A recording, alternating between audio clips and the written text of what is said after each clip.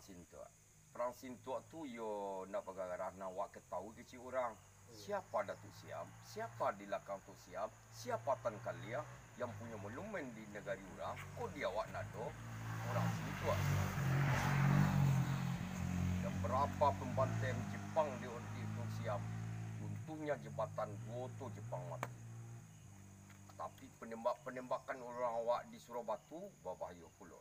Terjadilah museum-museum Kodisiko.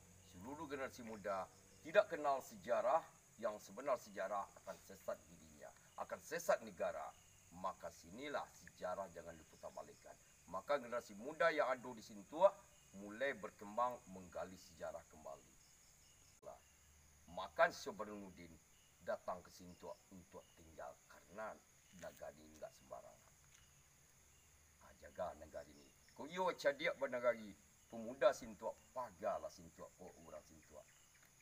Kau cadiak dalam rumah tangga, pagar rumah tangga awak.